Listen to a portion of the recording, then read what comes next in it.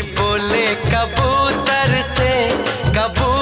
से मुझे देख ले छत के ऊपर से, मुझे देख ले छत के ऊपर से।